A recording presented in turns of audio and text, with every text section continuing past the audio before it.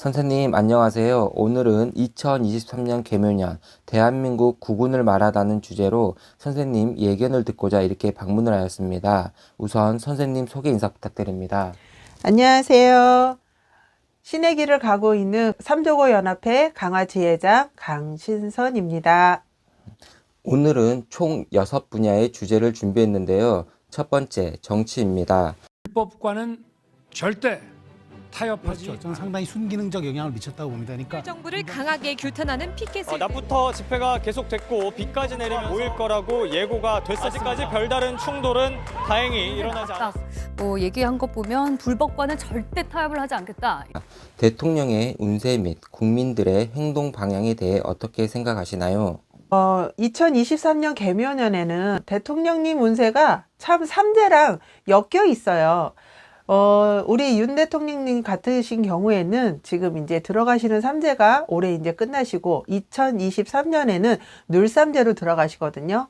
근데 2022년 이민년에는 시비수, 다툼수, 그리고 말들과 함께 이렇게 조금 시끄러운 일이 좀 많았다라고 하면 2023년 개묘년에는 우리 대통령님 같으신 경우에는 조금 시비수가 좀 줄어들고 그 줄어듦으로 인해서 조금씩 인정을 받는 해가 된다라고 할 수 있겠습니다. 그럼 2023년 개묘년 윤 대통령님은 연임을 큰 사건 없이 잘 이어갈 수 있을까요? 연임이라든지 이런 거에 있어서 왜 요즘 촛불 시위들 많이들 하고 계시잖아요. 그런데 촛불 시위를 하시는 분들을 갖다가 이제 잘 들여다보고 있으면 서로 엇갈리는 방향들을 많이 보여주고 계시더라고요. 그러니까 윤 대통령님을 갖다가 뭐 이렇게 탄압을 하시는 분들도 있고 아니면 지지하시는 분들의 충돌로 인해서 조금 시끄러운 소리가 들리지 않을까, 그게 조금 걱정은 됩니다.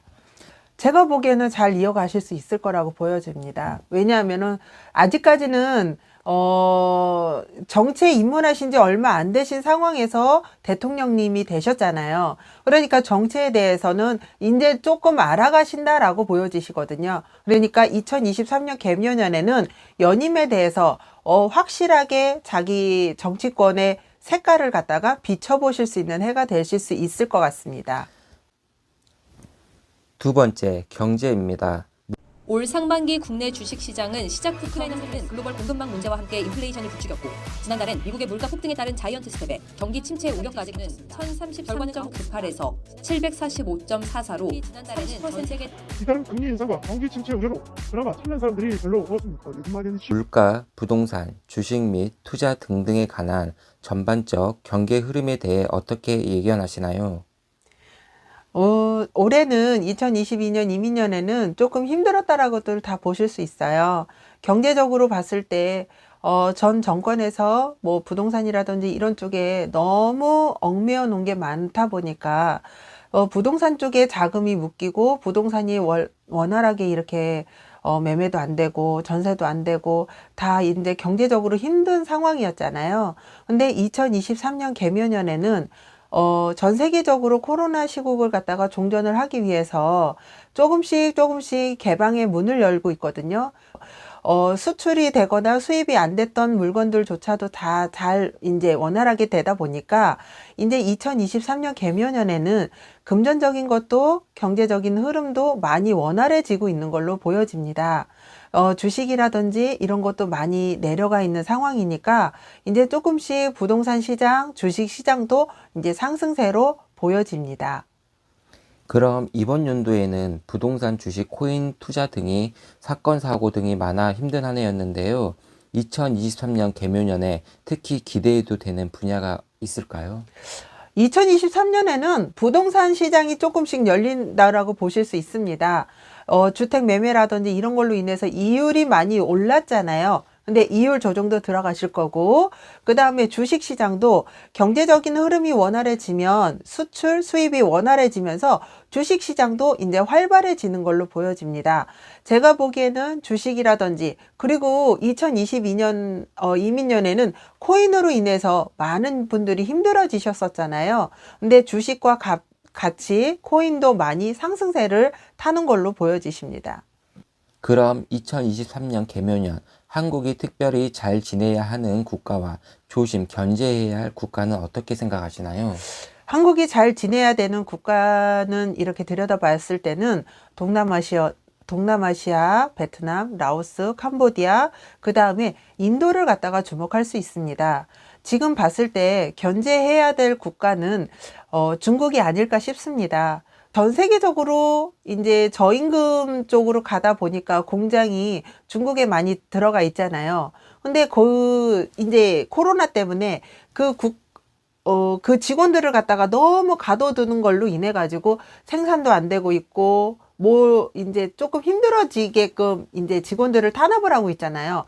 그래서 이제 그 큰 회사들조차도 동남아시아 쪽으로 지금 다 이전해 가는 상황이거든요. 국가 경제 쪽에 관련돼 있는 수출업체나 수입업체들이 다 동남아시아 쪽하고 잘 사이좋게 지내다 본다고 한다 그러면 저희가 수출이나 수입도 다 원활해지지 않을까요? 근데 중국은 조금 견제를 해야 됩니다.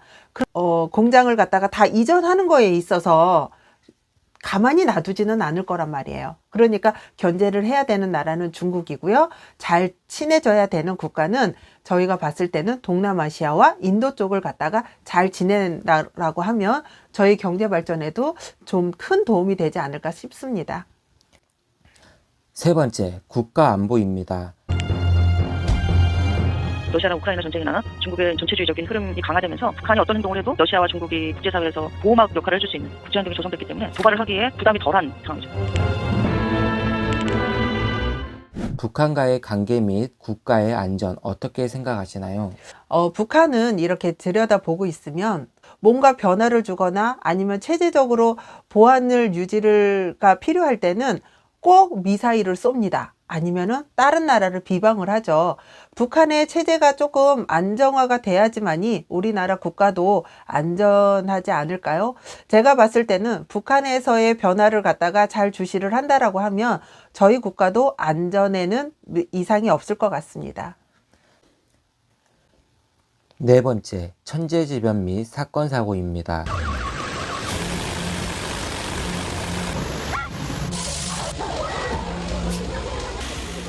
그 기상청 발표대로 진도, 사람이 느끼는 그런 그 계급을 8,500개에 가까운 면적이 산불의 영향권에. 가디언은 이태원을 가나라는 용산구청이 지난 27일 2023년 개묘년 천재지변 및 사건 사고에 대한 예언 및 대비는 어떻게 생각하시나요?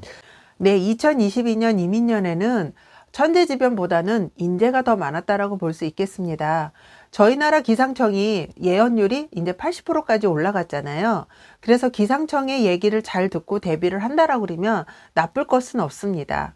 올해 비가 많이 왔다라고 그러면 내년에는 비도 똑같이 많이 올 수 있어요. 그리고 제가 봤을 때는 약간 가뭄이 조금 오래 지속되지 않을까. 대비책으로 본다라고 그러면 기상청을 믿고 그 다음에 천재지변으로 인한 인재를 조금 조심을 해야 된다라고 봅니다. 그럼 2023년 개묘년엔 특별히 조심해야 할 천재지변 및 인재는 어떤 게 있을까요? 그리고 특별히 조심해야 할 계절이나 월이 따로 있을까요? 제가 이렇게 봤을 때는 2023년 개묘년에는 음력으로 따진다 그러면 5월과 6월을 좀 조심을 하셔야 되고요. 그 다음에 9월과 10월 달에 잦은 비 때문에 농사철, 농번기 때 좀 고생을 하실 수 있다라고 보여지십니다. 다섯 번째, 한국 문화 세계화입니다.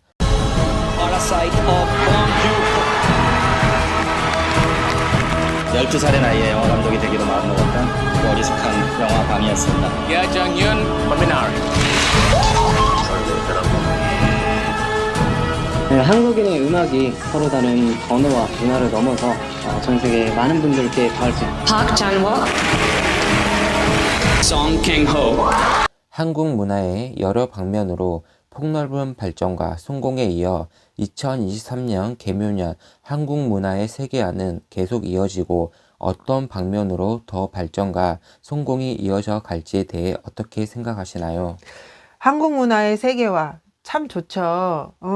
요즘은 이제 K-팝이라든지 K-드라마, 뭐 K-컬처 막 이러면서 K-문화 뭐 이렇게 한국 문화에 대해서 많이 지금 글쎄요. 전 세계적으로 많이 집중이 되어 가고 있잖아요. 근데 우리 2022년 이민년에도 그냥 뭐 많이 뭐 방탄, BTS 얘네들 때문에 이 친구들 때문에라도 한국 문화가 좀 많이 알려지기는 했지만 한국어 쉽게 말해서 한글을 갖다가 전 세계적으로 모국어로 쓰려고 하는 나라가 전 세계적으로 한 3나라가 지금 생겼어요. 그리고 프랑스라든지 유럽 쪽, 이탈리아, 로마 이쪽으로 들여다봤으면 유럽 쪽도 제2 외국어를 갖다가 일본어가 아니라 중국어도 아니고 한국어를 갖다가 제2 외국어로 선택하는 나라가 많다 보니까 뭐 우리나라의 문화는 이제 점점 더 세계화되지 않을까 그렇게 보여지고 있습니다. 그럼 중국이 한복, 김치 등 중국이 원조라고 주장하고 있는 시점에서 한국의 한복, 김치 세계화에는 문제가 없을까요? 문제가 없죠. 왜냐하면 지금 중국에서 아무리 그 얘기를 하고 있다라고 하더라도 전 세계적으로 그 유명 스타들이나 아니면은 한국 문화를 알고 있는 여러 사람들이 그거는 말도 안 된다라는 얘기를 하고 있거든요.